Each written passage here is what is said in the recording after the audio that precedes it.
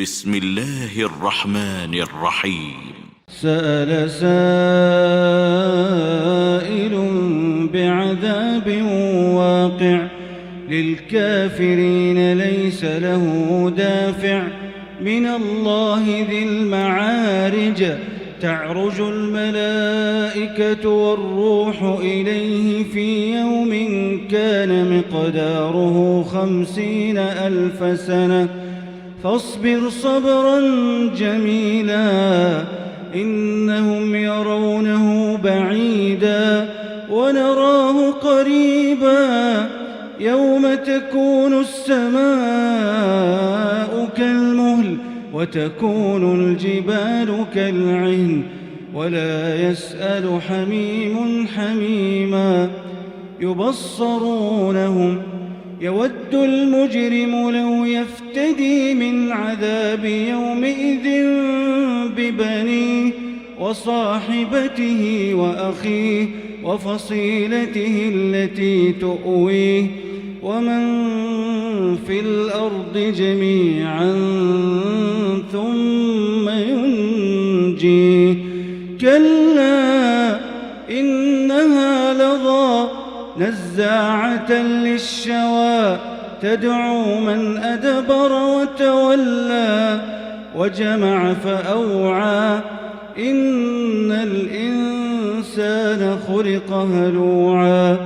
إذا مسه الشر جزوعا وإذا مسه الخير منوعا إلا المصلين الذين هم على صلاتهم دائمون والذين في أموالهم حق معلوم للسائل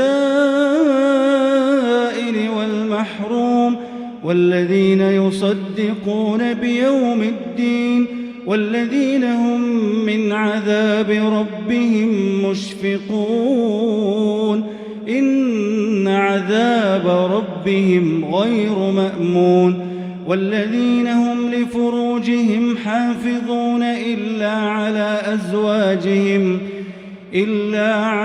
أزواجهم أو ما ملكت أيمانهم فإنهم غير ملومين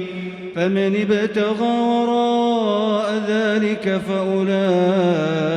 هم العادون والذين هم لأماناتهم وعهدهم راعون والذين هم بشهاداتهم قائمون والذين هم على صلاتهم يحافظون أولئك في جنات مكرمون فما للذين كفروا قبلك مهطعين عن اليمين وعن الشمال عزين أيطمع كل امرئ منهم أن يدخل جنة نعيم كلا إنا خلقناهم مما يعلمون فلا أقسم برب المشارق والمغارب إنا لقادرون على أن نبدل خيرا منهم وما نحن بمسبوقين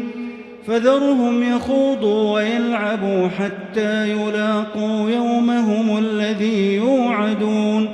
يوم يخرجون من الأجداث سراعا كأنهم إلى نصب يوفضون خاشعة أبصارهم ترهقهم ذلة ذلك اليوم الذي كانوا يوعدون.